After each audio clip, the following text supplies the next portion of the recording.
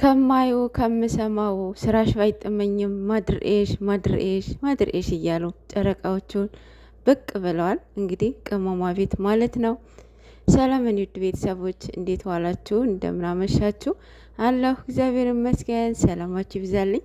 እንግዲህ ሙሽሮች ኦልሬዲ ሙሽሮች ናቸው አይደለም? ምክንያቱም አዲስ ምዕራፍ ጀምረዋልና በጣም ደስ ይላል። ጌታን የሁሉ ዘመን የታፈነ ፍቅር ማለት ነው። ጎበዞች ናቸው። እንግዲህ እግዚአብሔር አምላክ መጨረሻችን ያሳምርላችሁ። ማርያምን እንደዚህ እንዳማረባችሁ እንደዚህ ድምቅ ሽብርቅ እንዳላችሁ ማለት ነው። ጠላቶቻችሁን ያዝላችሁ። ይሄ በእግር በፈረስ ሞትኩልህ የሚሉትን እነሱ እግራቸውን የያዝላችሁ ማለት ነው። የምሬን እኮ ነው። ትላንትና ምንቴ በጣም በሳቅ ንፍር እያደረገኝ ነበረ። እኔ እኮ ካፈቀርኳት 5 ዓመት ሆነኝ እያለ ነበረ።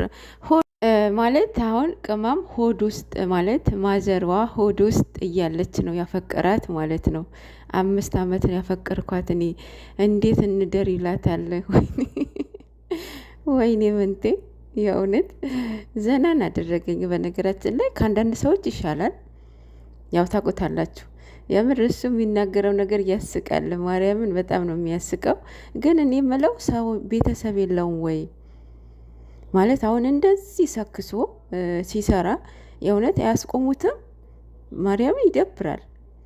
የሰው አፈቀርኩ፣ ሞትኩ፣ ተፈለጥኩ፣ ጠጣው፣ ሰከርኩ እያለ ማለት ነው። አይደብርም? በእውነት በጣም ይደብራል። የሆነ ሪሊ ጓደኛው እንደዚህ ሲሆንበት ጸጥ ብሎ አያይም። የለውም ይሁን አልሰማም ላይ ይሁን አይታወቅም ማለት ነው። ለማንኛውም ነፍሲ በየቀኑ የሚለቁትን ቪዲዮ እያየ ተዝናና ማለት ነው። የብሬን እኮ ነው እንዴ! የሰው አፈቀረው ግብድ ረጉድ